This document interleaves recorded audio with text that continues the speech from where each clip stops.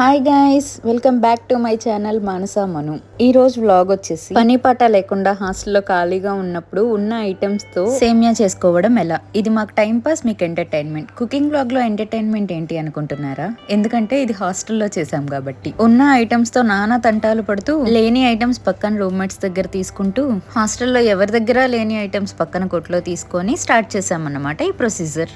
హాస్టల్లో ఉండే వాళ్ళకి ఎలక్ట్రిక్ కుక్కర్లో కుకింగ్ చేయడం కొంచెం కష్టమే. వాటిని టిప్స్తో ఎలా చేయాలి అనేది చెప్పడమే ఈ వ్లాగ్ అనమాట. కొంచెం ఫన్నీగా ఉంటుంది, లాస్ట్ వరకు చూసేయండి. ఇంకా మ్యాటర్లోకి వస్తే మేము ఈరోజు స్టార్ట్ చేసింది సగ్గుబియ్యం సేమియా పాయసము. ఆల్రెడీ స్టార్టింగ్లోనే ఇంగ్రీడియంట్స్ అన్నీ చూపించాము, బట్ మీకోసం మళ్ళీ ఎక్స్ప్లెయిన్ చేస్తున్నాను. కావాల్సిన ఇంగ్రీడియంట్స్ నెయ్యి, యాలుకలు, జీడిపప్పు, సేమియా, సగ్గుబియ్యం, బెల్లం, పాలు. మీ దగ్గర ఉంటే ఇంకా కిస్మిస్ కూడా యాడ్ చేసుకోవచ్చు. ఫస్ట్ అయితే నెయ్యిలో జీడిపప్పుని వేయించుకొని పక్కన పెట్టుకోవాలి. ఇక్కడ మేము ఏం చేస్తున్నాం అని అనుకుంటున్నారు కదా, కుక్కర్తో కష్టాలు పడుతున్నాము. ఇదేమో వెయిట్ ఎక్కువ ఉంటేనే కుకింగ్లోకి వెళ్తుంది, లేకపోతే వామ్ మోడ్లోకి వెళ్తుంది. సో దాన్ని కుకింగ్ మోడ్లో పెట్టడానికి ఒక అట్లా నొక్కి పట్టుకొని అది సేమియాలు వేయించడానికి ట్రై చేస్తున్నాము. ఫైనల్గా ఎలా కలా తంటాలు పడైతే ఎలక్ట్రిక్ కుక్కర్లో సేమియాలు వేయించేసి పక్కన పెట్టేశాము. సేమియాలు వేయించడానికే ఇన్ని తంటాలు పడ్డామంటే జీడిపప్పుకి ఇంకెన్ని తిప్పలు పడి ఉంటామనేది మీ ఊహకే వదిలేస్తున్నాము. ఓకే, మీరు చేసే అప్పుడు లేరు కదా, సో మీ ఊహకి ఎలా నేనే చెప్తాను వినండి ఏం తిప్పలు పడ్డాము అనేది. ముందే చెప్పాను కదా బరువు లేకపోతే కుకింగ్ మోడ్లో ఉండడం లేదు అని. ఇక్కడ ఇంకో టిప్ చెప్తాను వినండి. స్పూన్తో వెజల్లో నొక్కి పెడితే ఆ బరువు వల్ల అది కుకింగ్ మోడ్లోకి వెళ్తుంది. అప్పుడు నెయ్యి హీట్ అయ్యి జీడిపప్పు వేయించేసాం. అలా జీడిపప్పు వేయించడం అయిపోయింది, సేమియా వేయించడం అయిపోయింది. నెక్స్ట్ ఇంకా పాలు కాగబెట్టాము. పాలు కాగబెట్టిన తర్వాత ముందుగా నానబెట్టిన సగ్గుబియ్యం అందులో వేసేసాము.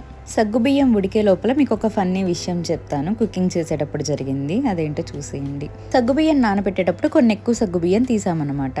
అయితే వాటిని నా కవర్లో వేసేద్దామని చెప్పి నా రూమ్మేట్కి వేయమంటే ఒక్కొక్కటి తీసి వేస్తూ ఉంది. అలా వేస్తే ఎప్పటికి వేద్దామనో నాకు అర్థం కావట్లేదు. ఇలా నవ్వుకుంటూ ఉండగానే సగ్గుబియ్యం ఉడికిపోయింది. తర్వాత సేమియా అందులో వేసేసాము. పాలలో సేమియా ఉడికే లోపల మీకు ఒక ఫన్నీ కాన్వర్జేషన్ వినిపిస్తాను, వినండి.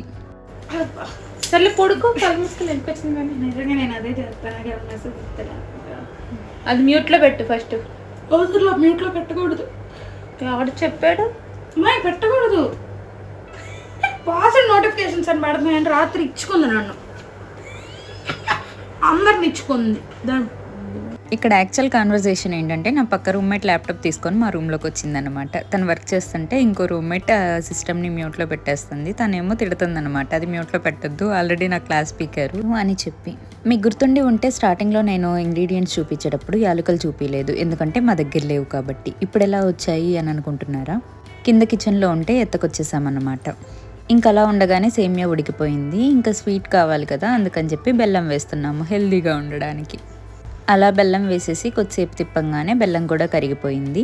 ఈ లోపల మా రూమ్మేట్స్ మళ్ళీ గొడవ స్టార్ట్ చేశారు. నీ పని నువ్వు చూసుకో, నా పని నేను చూసుకుంటానని చెప్పి. ఆ కాన్వర్జేషన్ కూడా వినండి సరదాగా. మా పని మేము చేస్తున్నా, నీ పని చెయ్యండి. అదే కదా. ఇంకా అలా నవ్వుకుంటూ ఉండగానే యాలకులు వేసే టైం వచ్చేసింది. యాలకులు వేసేసాము. ఇంకా అలా తిప్పేసి ఒకసారి తర్వాత ముందుగా వేయించి పెట్టుకున్న జీడిపప్పును కూడా వేసేసాము.